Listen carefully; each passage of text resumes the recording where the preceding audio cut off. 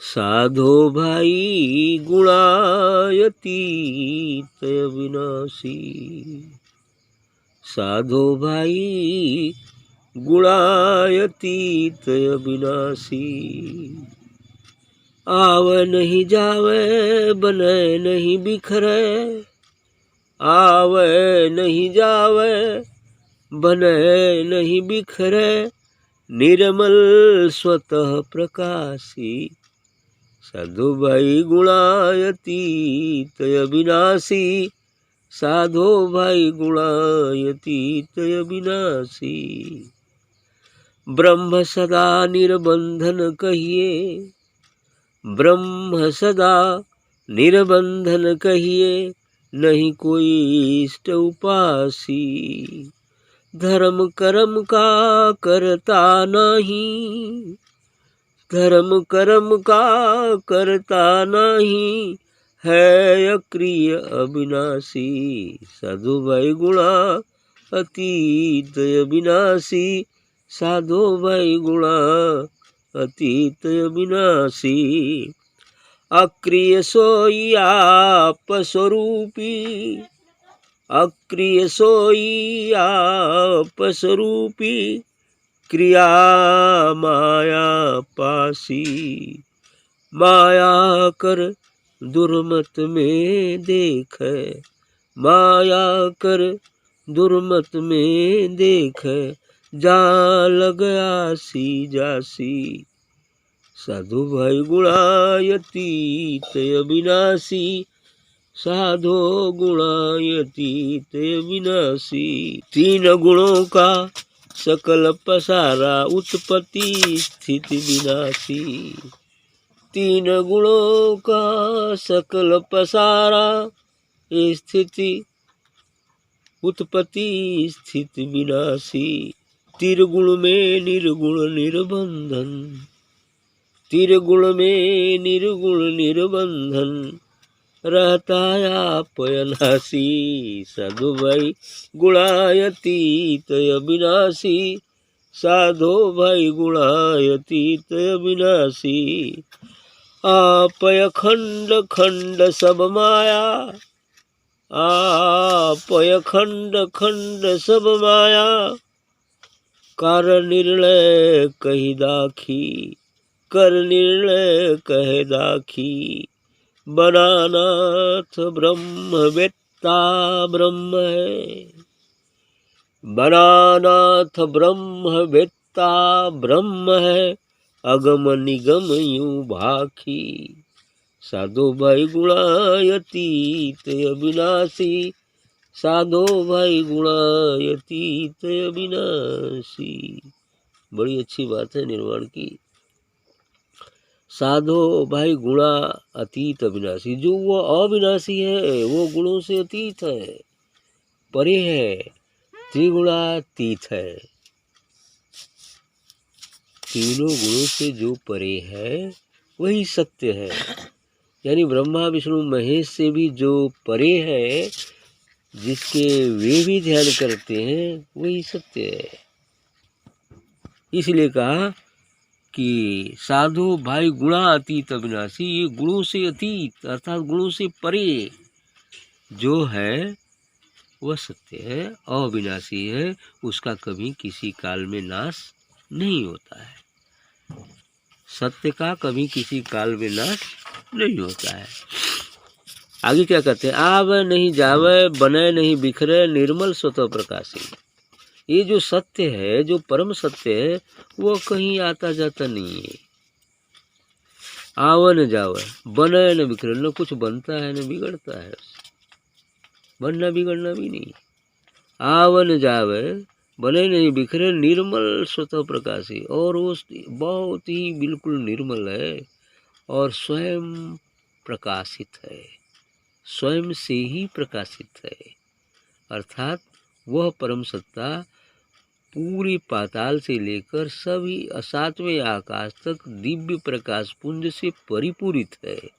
उसका कहीं आना जाना नहीं, तो हर जगह उपस्थित है, हर जगह उपस्थित है।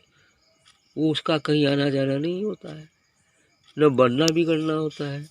वो तो एक काक सा बूंद उसी में से निकल कर कोई रूप धारण कर लेता। एक ठे बूंद निकली तो ओंकार हो गया। ओंकार ने पूरा जगत बना डाला, सब नाना विधन ब्रह्मांड बना डाला, क्या क्या कर दिया। तो उस सत्ता की बात करते हैं जो स्वतः प्रकाशित है, जो निर्मल है, शाश्वत है, चिरंतन है, निर्गुण है, निराकार। इस बात को कह रहे हैं। निर्मल स्वतः प्रकाशी, वह स्वतः प्रकाशित है। ब्रह्म सदा निर्बंधन के ही, नहीं कोई इष्ट उपासी। जो ब्रह्म होता है वो निर्बंधन है, अर्थात बंधन विहीन हो चुका है। शरीर और मन का दायरा मिट चुका है, वह निर्बंधन है। ब्रह्म सदा निर्बंधन के ही, नहीं कोई उसका कोई न इष्ट है, न किसी की वो उपासना करता है। अर्थात अब समुद्र स्वयं अपने बारे में क्या कहेगा, अब सूर्य अपने बारे में क्या कहे, उसको लाइसेंस दिखाना पड़ेगा है? लाइसेंस तो है नहीं, वो तो उदित हो गया, समझ लो सूर्य उदित हो गया, और लोग समझ भी लेते हैं। ठीक, यही बात होता है। तो इसी तरह से ब्रह्म सदा निर्बंधन के ही, नहीं कोई इष्ट उपासी, उसका कोई इष्ट उपासना नहीं होता। बूंद सागर में मिल गई, जब तक नहीं मिली थी सागर की उपासना करी थी, सागर की तरफ चल रही थी। अब सागर में मिल गई तब क्या करी, अब क्या करी, शांत हो गई। यही चीज होता है। आगे क्या कहते हैं कि धर्म कर्म का कर्ता नहीं है, अक्रिय अविनाशी। वो कहते हैं वहाँ कोई धर्म कर्म भी नहीं है, ये धर्म कर्म सब संसार के लिए होता है, और जब तक नहीं पहुँचे हैं तब तक के लिए होता है ना। जब तक राह में है तब तक के लिए धर्म कर्म है, लेकिन वहाँ पहुँचने के बाद सभी धर्म कर्म छूट जाते, कोई धर्म कर्म नहीं है। धर्म कर्म का कर्ता नहीं, अक्रिय अविनाशी, उस कोई क्रिया नहीं है, वही अविनाशी है जिसका कभी किसी काल में नाश नहीं होता है, वही शाश्वत है, वही चिरंतन है। अक्रिय सोई आप स्वरूपी। कथो जो न अक्रिय हो वो तो आप स्वरूप है, आपके अंदर भी वो अक्रिय बसा हुआ है ना। शरीर तो, शरीर और मन न काम करता है, आत्मा कोई काम करती है नहीं, काम करती है, वो अक्रिय है। हालांकि उसके होने से शरीर और मन का अस्तित्व है, और शरीर और मन काम करते रहते, उसकी ऊर्जा से ही। उसकी गर्मी न हो, वो निकल जाता है तो काम खत्म हो जाता है। शरीर करे, आंख देखे, मुंह खाए, हाथ काम करे, करेगा क्या, नहीं कर पाएगा। तो वो अक्रिय है। और वो कह रहे कि अक्रिय सोई आप स्वरूप, आपके स्वरूप में ही अक्रिय है, विराजमान है। क्रिया माया पासी, लेकिन जो हम क्रिया करते हैं वो माया का बंधन है, पास है। माया का बंधन में हम क्रिया करते हैं, यानी शरीर और मन क्रियाएं करता है, जो उसे बंधन में फांसता है। जीव को बंधन में फांसता है, आत्मा को बंधन में फांसता है, जो जीव बन जाती है। क्रिया माया पासी, माया कर दुर्मत में देखे, जालंग आसी जासी। माया कर दुर्मत में देखा। अब माया के जो बसित है तो उनकी दुर्गति है, दुर्मति है, दुर्बुद्धि है ना। और जालंग आसी जासी, इसी के कारण आना और जाना है, यानी मरना और जीना है, जन्मना और मरना है, इसी के कारण होता है, माया के कारण। यदि हम इसे अलग हो जाए, बस जन्मना मरना बंद। जैसे कबीर का बंद हो गया, बुद्ध का बंद हो गया, चैतन्य का बंद हो गया, मीरा का बंद हो गया, तमाम संत हुए, सबका आना जाना बंद। जब इच्छा होगी, जो परमात्मा का आदेश होगा तो आएंगे, वो एक अलग बात है। तीन गुणों का सकल पसारा, उत्पत्ति स्थिति विनाशी। ये तीन गुण का ही संपूर्ण पसारा है संसार, एक ही ब्रह्मांड नहीं, अनेकानेक ब्रह्मांड है, और सब में ये तीन गुण विराजमान है। सब में ब्रह्मा विष्णु महेश हैं, और वही क्रियाएं होती हैं जो इस ब्रह्मांड में होती हैं, वही सभी ब्रह्मांडों में एक ही क्रियाएं होती हैं, एक ही तरह से सब चलता है सिस्टम। तो ये कह रहे हैं कि तीन गुणों का सकल पसारा, तीन ही गुण का है संपूर्ण पसारा। अरे सत से ब्रह्मा सृष्टि की रचना कर देना, रज से विष्णु, और विष्णु जी पूरे सृष्टि में जो कुछ भी है जड़ चेतन सबका परवरिश करते हैं, पालन पोषण करते हैं, देखभाल करते हैं। जिसको जिस चीज़ की जरूरत प्रार्थनानुसार जब होती है उसे वो पहुँचाते हैं, ये विष्णु का काम हो गया।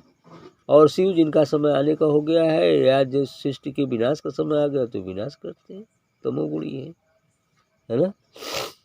तो इस तरह से इन तीनों लोगों का काम है, इन्हीं लोगों का पसारा है। वही पैदा करते हैं, वही देखभाल करते हैं, वही मारते भी हैं, है ना। तीनों काम इन्हीं लोग करते हैं, तीनों गुणों के आधार पर। तो तीन गुणों का सकल पसारा, उत्पत्ति माने पैदा होना, स्थिति माने कुछ काल तक स्थिर रहना, और विनाशी और फिर नष्ट हो जाना। यही ना तीन स्थिति है, उत्पत्ति, स्थिति और विनाश। यही तीन स्थिति होती है। पैदा होता है, कुछ काल तक व्यक्ति रहता है, फिर मर जाता है। कोई भी चीज़ उगती है, कुछ काल तक टिकती है, फिर समाप्त हो जाती है। ये स्थिति है, ये त्रिगुण का पसारा है। त्रिगुण में निर्गुण निर्बंधन, रहता आप अनासी। लेकिन इसी त्रिगुण में अर्थात ब्रह्मा विष्णु महेश में और समस्त जगत में भी वही निर्गुण है। उन्हीं निर्गुण निराकार परम सत्ता उनके अंदर भी है, तब ये काम कर रहे हैं। और साथ ही मनुष्य संसार में भी है, मनुष्यों में भी, हर जीवों में भी है।